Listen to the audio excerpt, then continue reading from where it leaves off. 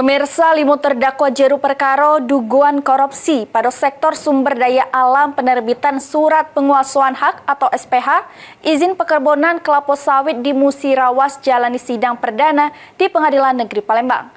Didakwa pasal 2 sama pasal 3 junto pasal 18, junto pasal 55 sama junto pasal 64 Undang-Undang Tipikor.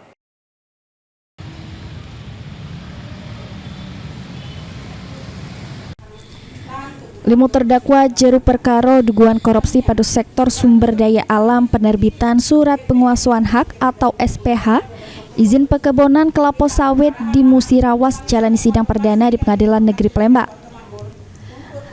Kelima terdakwa yaitu mantan Gubernur Bengkulu yang juga mantan Bupati Musirawas Ridwan Mukti, Effendi Suryono selaku Direktur PT Dam tahun 2010, Saiful Ibnah selaku Kepala Badan Penanaman Modal sama Pelayanan Terpadu Perizinan atau BPMPTP Musirawas tahun 2008-2013, sama Amrullah selaku Sekretaris BPMPTP Musirawas tahun 2008-2011, serta Bachtiar selaku Kepala Desa Mulyoharjo tahun 2010-2016.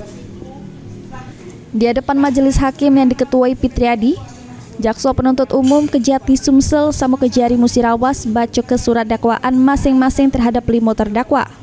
Sesudah sidang Kasipitsus Kejari Musirawas Imam Murtadlo mengungkap ke kalau para terdakwa dikenal ke pasal 2 sama pasal 3 junto pasal 18, junto pasal 55 sama junto pasal 64 Undang-Undang Tipikor. Selain itu, jeru surat dakwaan salah sikut terdakwa dikenal ketambahan pasal yaitu Bachtiar selaku Kepala Desa Mulyoharjo yang disangkut ke pasal 11. Untuk kerugian negara, jeru perkara ini menurut perhitungan audit dari BPKAP sebesar kurang lebih 61 miliar rupiah.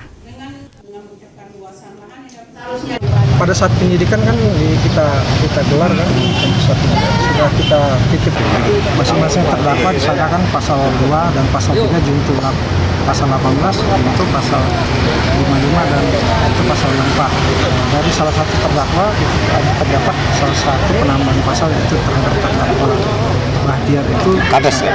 Iya, mantan Kades disangkakan pasal 11 tambahan. Kerugian negara di perkara ini berapa Kak? Menurut perhitungan PKN dari BPKP itu sekitar 61 miliar sekian.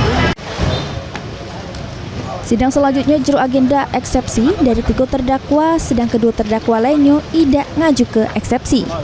Heru Wahyudi, PAL TV.